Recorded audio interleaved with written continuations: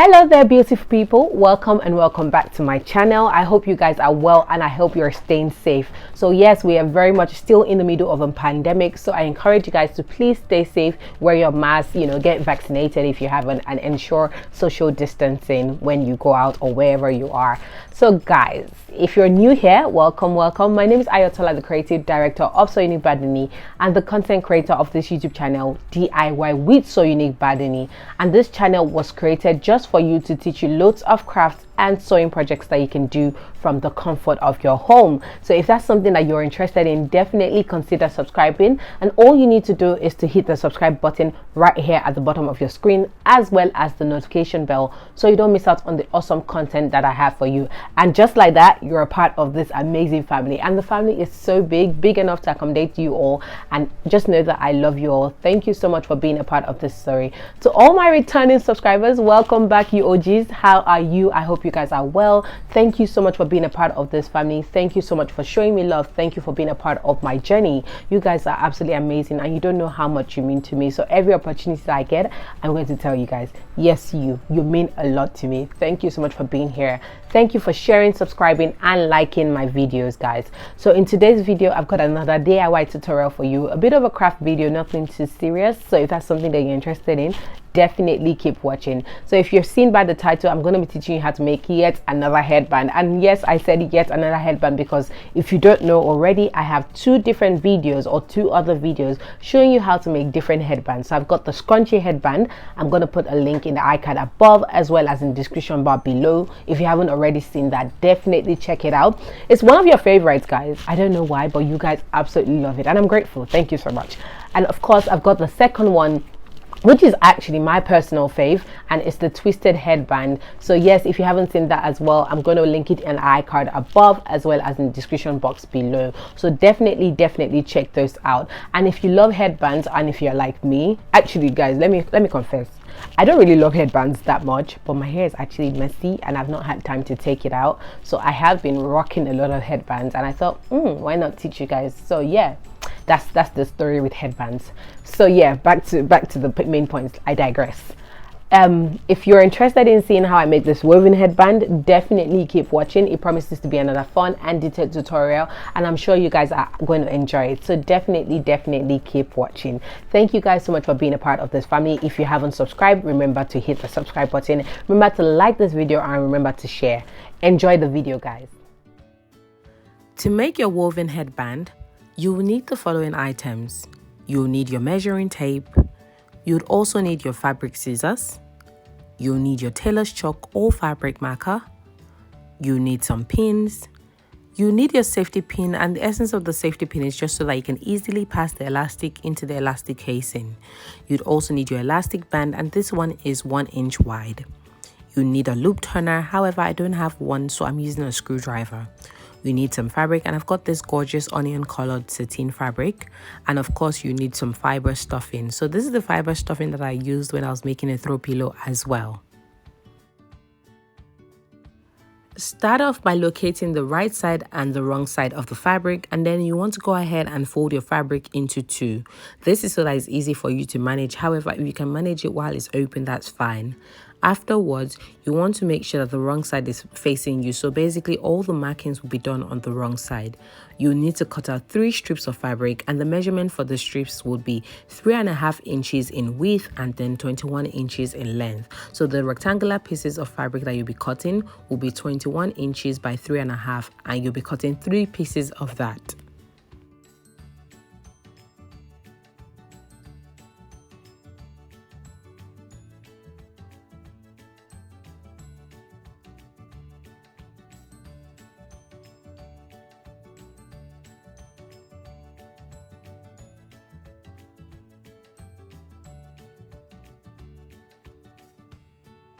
So because my fabric was doubled while cutting, I obviously have 4 pieces, but like I said, you only need 3 pieces. So I'm gonna head to discard 1 piece, and I have my 3 pieces now.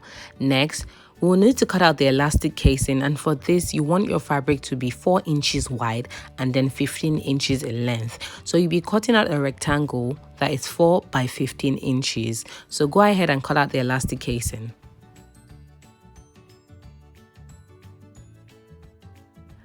After cutting out the fabric for the elastic casing, go ahead and fold the elastic casing fabric into two as shown.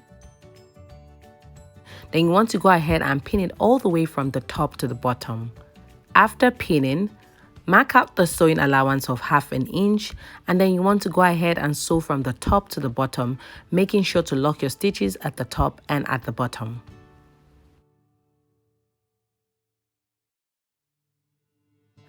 After sewing, this is what the elastic casing looks like. Turn it inside out and give it a good iron. Ensure while ironing the seam is flat and then the joining is facing upward.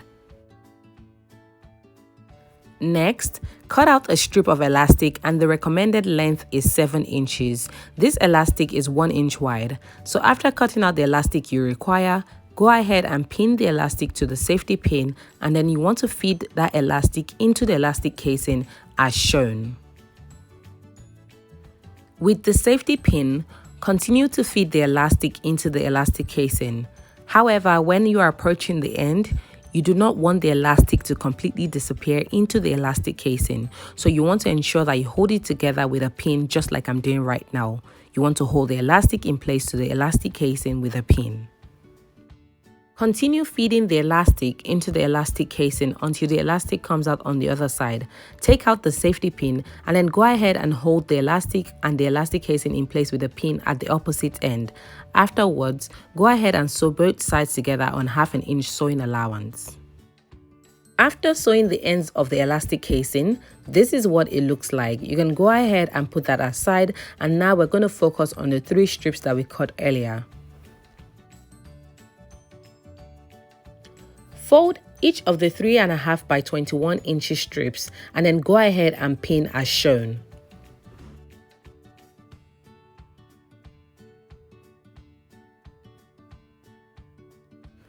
After pinning, mark out the sewing allowance of 1/4 inch. So in case you don't know, this is what 1/4 inch is from here to here.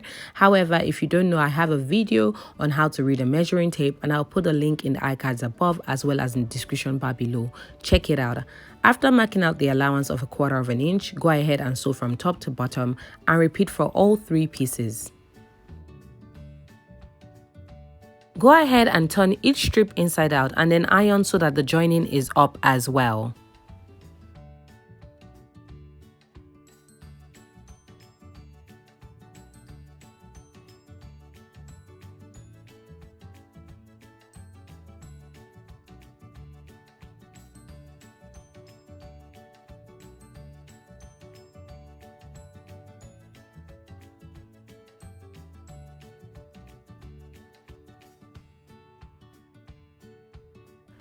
After ironing, place the strips together so that they slightly overlap as shown. So you basically want to place one strip on top of the other just a little bit and then place the other one as well. Pin it in place, and then you want to go ahead and sew it together on 1 inch sewing allowance. I know I wrote 1/2 inch, but it's supposed to be 1 inch. After sewing the strips together, this is what it looks like. So the next thing to do is to start to stuff each of them with the fiber stuffing. So this takes a little bit of time. You just want to do it at your convenience, and you just want to gently stuff it together. And when I say a little bit of time, it actually doesn't even take up to 30 minutes really.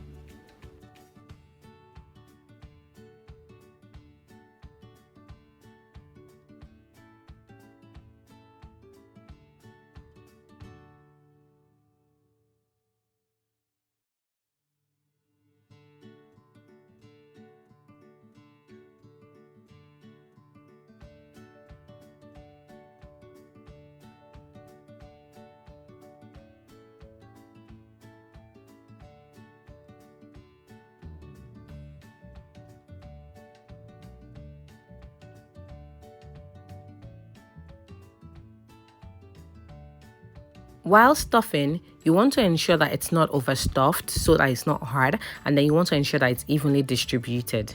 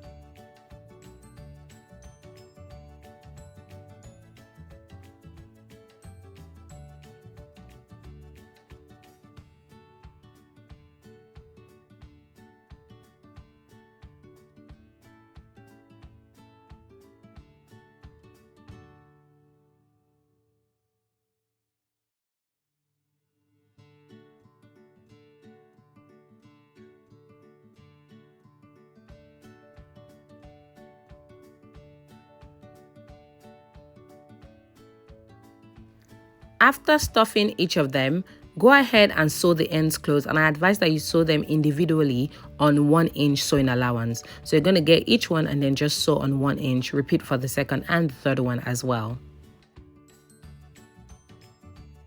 After sewing the ends closed, this is what it looks like. So the next thing to do is to braid or weave the stuff strips neatly as shown. So this is a chance for you guys to practice your braiding skills.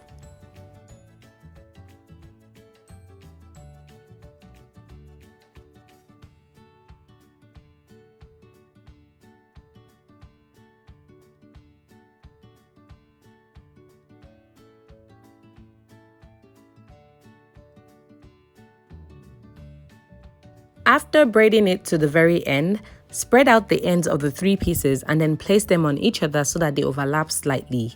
Pin the ends together and then go ahead and sew the strip ends together on a 1 inch sewing allowance. Again, I wrote ½ inch. I apologize, guys. After sewing the ends of the strips together, this is what it looks like, and this is what the entire woven piece looks like now. When I turn it over to the wrong side, you can see the back side and you can see all those seams. The next thing to do is to place the elastic casing on the woven piece so that the right sides of the casing and the woven piece are facing each other. Afterwards, go ahead and wrap the woven piece around the elastic casing as shown, and then hold it in place with a pin and sew it in place on a ½ inch sewing allowance. After sewing, go ahead and trim off the excess and then you can turn it over to the right side. So when you pull it over, you can see that's the right side now, and we've done one side and this is what it looks like. So we're going to go ahead and fix the other side as well using the same method. So you place the right side of the elastic casing against the right side of the woven piece and you want to place it in the middle. If you need to pin, go ahead and pin it in place and then wrap the woven piece around the elastic casing by putting the left side across and then the right side across and sewing it into place on ½ inch sewing allowance. Trim off any fraying edges and excess that you might have and then go ahead and tuck it neatly into the wrong side of the headband. At this point, your headband is now finished and this is what it looks like. If you feel the need to adjust the braids, you can go ahead and just push back the braids and then just adjust the spacing, and then basically you are done. The headband is finished.